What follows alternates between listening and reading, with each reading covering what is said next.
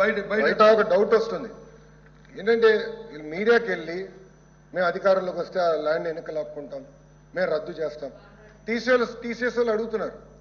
అంటే ఇది ఓకేనా, మేము పెట్టుబడులు పెట్టచ్చా పెట్టకూడదా? అందుకే క్లారిటీ ఇవ్వాల్సిన బాధ్యత ఎల్ఓపి గారి పైన ఉంది sir.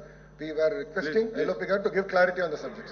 Please. He has to give clarity, sir. Please, sir continuous గా లోకేష్ గారు రాసుకోండి.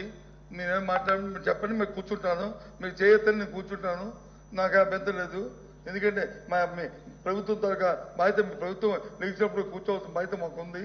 మేము కూర్చుంటాం, మీరు చెప్పండి, తర్వాత మళ్ళీ మేము మాడతాం. మాకే అభ్యంతరం లేదు. I'm not going for controversy issue. ఎందుకంటే ఇష్యూకి మీకు క్లారిటీ కావాలి. పత్రికల్లో వచ్చింది కాదు, ఇప్పుడు కాదన్నారు, ఓకే. తర్వాత మళ్ళీ స్టేట్మెంట్ ఇచ్చారు, కాదు 50 లక్షలకి ఇచ్చాము ఎకరం అని చెప్పి మళ్ళీ ఇంకా చెప్పబోతుంటే వారు 6 చెప్పారు, మళ్ళీ 50 లక్షలకి ఇచ్చామని చెప్పి మళ్ళీ స్టేట్మెంట్ వచ్చింది. ఇప్పుడు 50 లక్షల కాదా? 50 లక్షలు ఇచ్చామని చెప్పారు కదా, అక్కడ ఎకరం ఎంత ఉంది వైజాగ్లో? దానివల్ల ఉపయోగం అది ఆలోచించండి. మేము అడుగుతుంది సజెషన్ లేదు.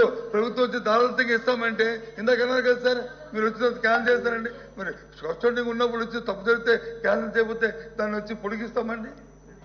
పొడిగిస్తామని చెప్పండి. తప్పు జరిగితే క్యాన్సిల్ చేయమండి.